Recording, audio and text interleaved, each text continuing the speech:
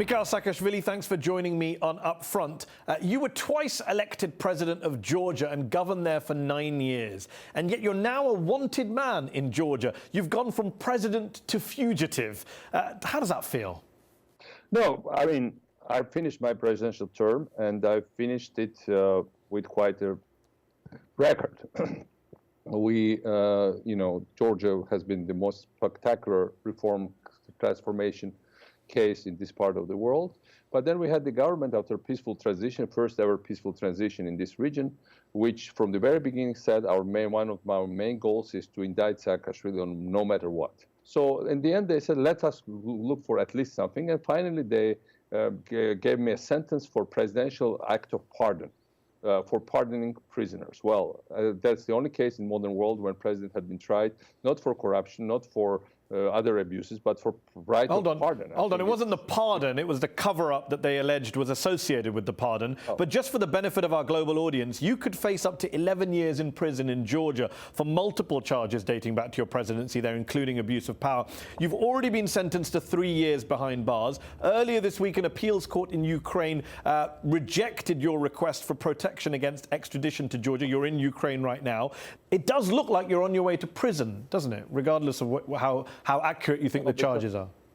I have to say, nobody in Georgia is expecting me. Georgian government, despite their formal announcements, are very scared that if I ever get extradited to Georgia, then they will be just wiped out by unhappy populace, where the present government is extremely unpopular. And I am a creator of modern Georgian state. We have very strong support among the people, but also you say you have a lot of support amongst the Georgian people. We'll come back to that in a moment. But before we do, just to be clear, is it correct to say that as of now, as of today, this week, you are currently a stateless person because you gave up your Georgian citizenship in 2015 to pursue a career in politics in Ukraine, and then last July you were stripped of Ukrainian citizenship for allegedly providing false information on your registration form. So you're neither Ukrainian nor Georgian right now. Yes. Formally, I'm a stateless person, but I'm appealing in the courts, and it's an ongoing case to get my citizenship back. Of course, under present legal system in Ukraine, there is a slim possibility I can do that because the president certainly is in control of the courts, and for him it's a very, very important case.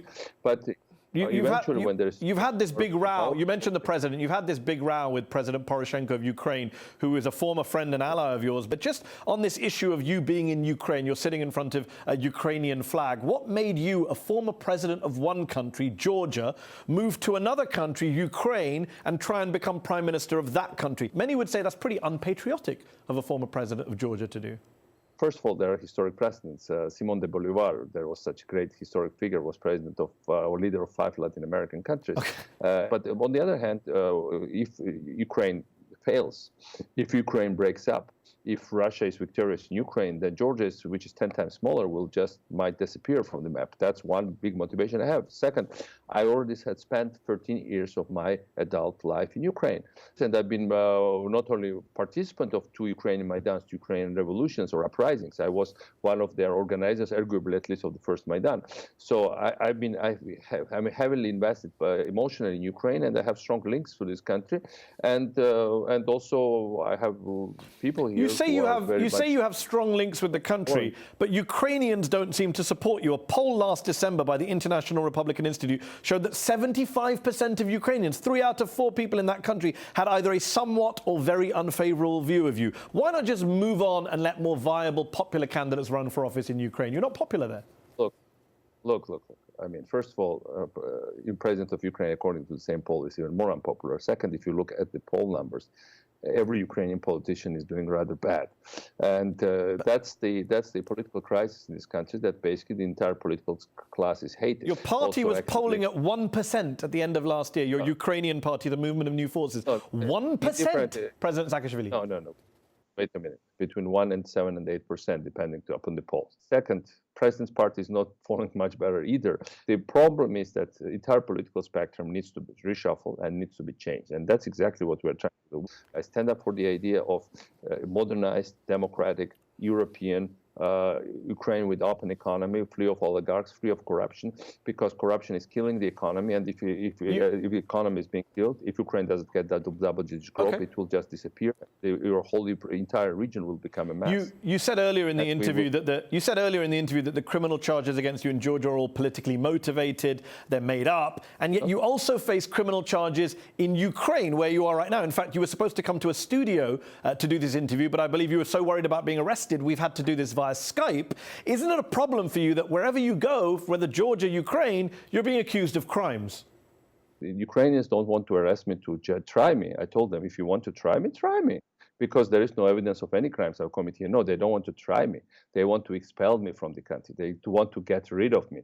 And that's entirely different game. And the reason why they want to get rid of me is that because they don't have real case against me, because I really crossed the path of oligarchs that want to further plunder the country. The country is potentially the wealthiest country in Europe because of resources.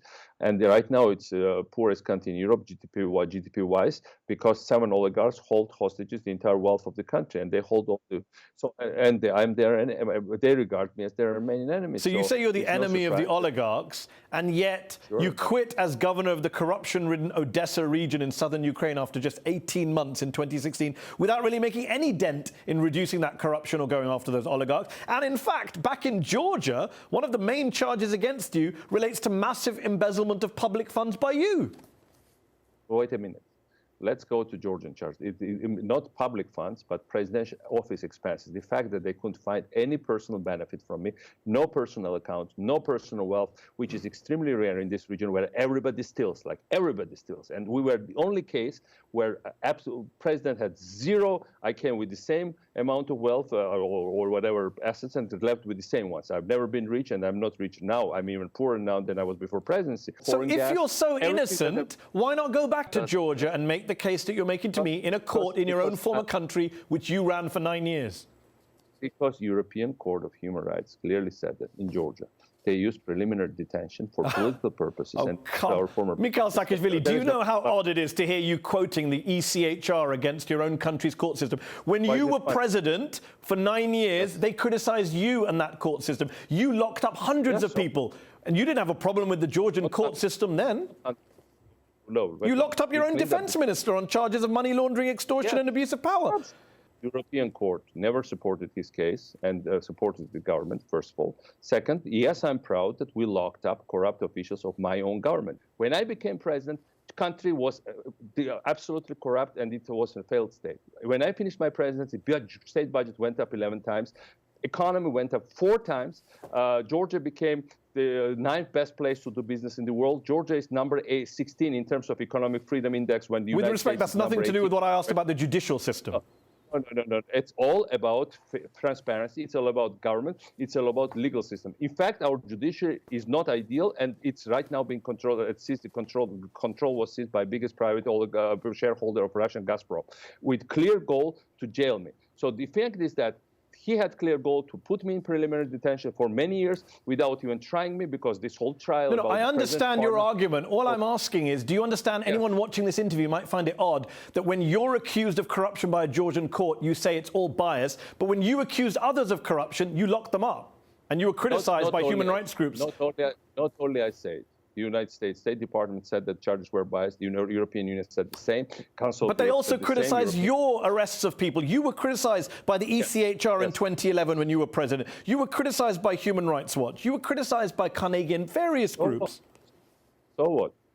So what? What makes you a hypocrite? So what? Yeah, but no, I'm sorry. I don't accept this. That's what many would say, looking at the double standard. No. I think you should select your words more carefully, because World Bank wrote a book when said that the only case of successful transformation worldwide in Georgia was world's #1 reformist country. Okay, I haven't questioned. Wait a minute. You told me I locked up people. We locked up criminals. Georgia was one of the most criminal-ridden countries in the world. You say you locked up. Okay, you say you locked up criminals. You say you locked up criminals, right? The ICG, the International Crisis Group, said that they were worried about your increasingly authoritarian behavior. Human Rights Watch said your government forces use violent, excessive force to disperse peaceful demonstrations in the capital. The International Committee to Protect Journalists pointed out that you shut down 2 television channels. These are not all criminals, Mikheil Saakashvili. Of course not. And I tell you, there was one rally when it was organized on Putin's money, and everybody knows that. Our security forces were not ideal, and we couldn't have turned Georgia into liberal democracies in 8 years' time. But the non-existing country was turned into the best reform example in Eurasia. No country had increased its credentials so well in 9 years' time. And this is a well-known fact. That's why I was invited in Ukraine. That's why I feel strong support among best young people, among young reformers, among well-educated Ukrainians as well as Georgians. That's how I feel it. You mentioned Vladimir Putin. You're best known in the West and the wider world for being president of Georgia in 2008, when your then country went to war with Russia, and in just 5 days, nearly 1,000 people died, more than 100,000 people were displaced. An exhaustive 1,000-page report commissioned by the European Union, published in 2009, ultimately blamed Georgia. They blamed you, not Russia or Putin, for having started that war. Many would say, therefore, you have blood on your hands. It's totally fake. They never blamed us, and especially not unilateralness. What they said is that Russian troops were first to enter Georgian territory, and indeed our military response to other countries' troops entering my territory, our territory, was regarded as the date of start of the war. With and respect, so they didn't say that at all. I've got the report quotes here. They said it was Georgia. This is the diplomat who led the investigation. It was Georgia which triggered off the war when it attacked Shinkivali in South Ossetia with heavy artillery. It could not be verified that Russia was on the verge of a major attack, as you claimed. That's what the report says. No, wait. Before that, read it very carefully. They said Russian troops we confirmed they were already inside the Georgian territory. And then your quote is well. But when my quote as well, the quote says it was Georgia which triggered off the war. That's you. You triggered a war that killed almost 1,000 people. Wait a minute. They already entered. When they enter your territory, you respond. I would see that any president who doesn't respond to foreign army entering this territory is a traitor. Any president who doesn't use military force when you are being attacked is a traitor. The report says you overplayed your hand and you acted in the heat of the moment with heavy artillery. That's for God's sake. 100 times smaller country was invaded by 100 times bigger enemy. We were attacked and bombed by 200 Russian planes. We were attacked by 100,000 people army, and you didn't want us to even resist. The report said, no, not me. I'm quoting the EU. I'm quoting an EU Commission report which says open hostilities began with a large-scale Georgian military operation. The question is whether it was justifiable under international law. It was not, says the report. Those are not my words, Mikheil Saakashvili. That's the words of an independent report commissioned by the EU. One expert, and we have overwhelming evidence that it wasn't one expert, it was several experts. And we were responding, and sometimes there is also people who like to blame the victim. When you don't want to help the victim, they say, well, it's the victim behavior as well. I'm sorry. So you believe the Swiss diplomat who led the investigation was biased against Georgia? I believe that the facts are very stubborn. We were entered, we were attacked. You cannot be blamed for being attacked. We were attacked, and this is the fact of life. We protected our sovereignty. They went towards our capital. They couldn't enter our capital because the United States intervened, because our army was heroic, because 6 president leaders of European countries came and stood under the Russian bombardments with our people in the city. Just to be clear, and they physically protected the country. Just to be clear, no one on this show or in this interview is defending the Russians or Putin, and the report criticizes Russia very heavily. You're right about that, but it does say that you started the war in defiance of international law. You can reject that conclusion, but that's what the report says. Don't shoot the messenger. I would see any country that is being entered by internal force, and then somebody says we violate international law. I'm sorry, but I'm an international lawyer. I'm a human rights lawyer. Okay. Right now, just before we finish, right now you have neither Ukrainian nor Georgian citizenship. So what's next for you, Mikheil Saakashvili? Where are you going to be a year from now, 2 years from now? I'll be fighting together with people of Ukraine and Georgia against Vladimir Putin's influence here for liberation of our country's territory from Russian enemies, from Russian hostile armies, but as well as from domestic oligarchs and corrupt elements that seize power in our countries and are killing prospects for our population. I think Ukraine will become superpower of Europe, and Georgia will be once again the shining example of success and reforms worldwide, as it was under my leadership. Mikheil Saakashvili, thank you for joining me on UpFront. Thank you for inviting me.